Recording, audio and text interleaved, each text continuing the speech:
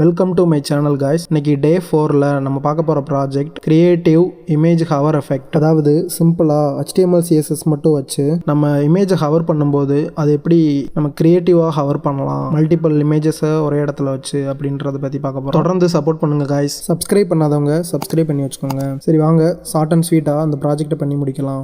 First எப்பயும் போல் HTML structure create பண்ணிக்கலாம். டைட்டிலில் creative image hour எஃபெக்ட்னு கொடுத்துக்கலாம். style.css இம்போர்ட் பண்ணிக்கலாம். அடுத்து பாடி டேக்குள்ளே செக்ஷன் டேக் கிரியேட் பண்ணி கிளாஸ் நேம் கண்டெய்னர்னு கொடுத்துக்கலாம். இப்போ இதுக்குள்ளே நம்ம 3 இமேஜ் வைக்கிறனால அதை 3 டிவாக கிரியேட் பண்ணி கிளாஸ் நேம் clip1 clip2 clip3ன்னு கொடுத்துக்கலாம். ஸோ சிம்பிளாக HTML எழுதி முடிச்சாச்சு. அடுத்து இதுக்கான ஸ்டைல்ஸ் அப்ளை பண்ணலாம். style.css போயிட்டு பாடி டேக்குக்கான ஸ்டைல்ஸ் எழுதலாம். மார்ஜின் 0, பேடிங் 0, பேக்ரவுண்ட் கலர் #555ன்னு கொடுத்துக்கலாம். அடுத்து ஹைட்டு 100 வியூ ஹச். அடுத்து display flex, justify content centre, align item சென்டர்னு கொடுத்துக்கலாம். நெக்ஸ்ட்டு டாட் கண்டெய்னருக்கான ஸ்டைல்ஸ் அப்ளை பண்ணுவோம். பொசிஷன் ரிலேட்டிவ் வித் 800 பிக்சல்,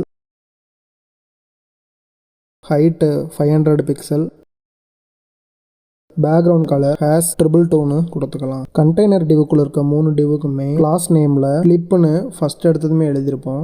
அதுக்கு ஸ்டைல்ஸ் எழுதுவோம். இதோட பொசிஷனை அப்சல்யூட்டாக கொடுத்துக்கலாம். அப்புறம் டாப் 0, லெஃப்ட் 0, வித்து 100%, ஹைட் ஒரு 100%, லாஸ்ட்டாக ட்ரான்சிஷனில் ஆல் 0.5 செகண்ட்னு கொடுத்துக்கலாம். இப்போது அடுத்து கிளிப் 1, 2, 3 3 இருக்குல்ல, அதுக்கு ஸ்டைல்ஸ் அப்ளை பண்ணலாம். ஸோ இப்போது ஃபஸ்ட்டு கிளிப் 1க்கான ஸ்டைல்ஸ், இமேஜை இம்போர்ட் பண்ணுறதுக்கு பேக்ரவுண்டில் URL, அதுக்குள்ளே அந்த இமேஜுக்கான லிங்க்கை கொடுத்துக்கலாம்.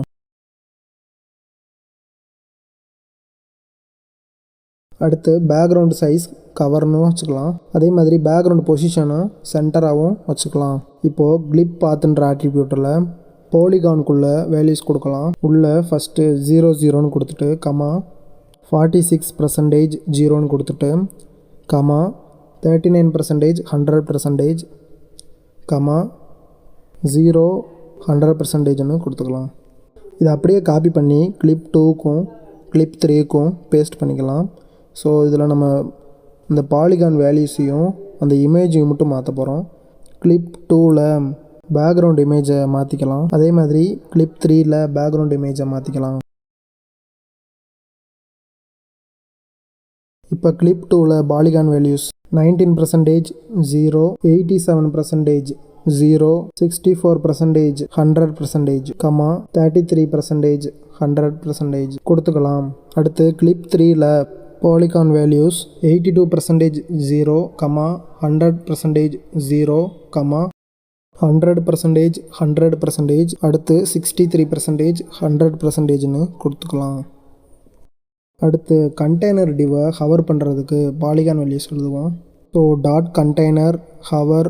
ஸோ கிளிப் பாத்தில் பாலிகானில் அதுக்கான வேல்யூஸ் 100% 0, 100% 0, கமா 100% 100%, கமா 100% 100%ன்னு கொடுத்துக்கலாம்.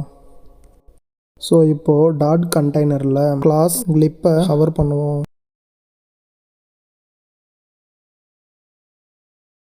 ஸோ கிளிப் பாத்தில் பாலிகானில் அதுக்கான வேல்யூஸ் 00, கமா 100% 0, 100% 100%, கமா 0 100%ன்னு கொடுத்துக்கலாம். ஸோ நம்ம எல்லா ஸ்டைல்ஸுமே எழுதி முடிச்சிட்டோம் காய்ஸ். இப்போது HTML போயிட்டு லைவ் சர்வரை ஓப்பன் பண்ணலாம்.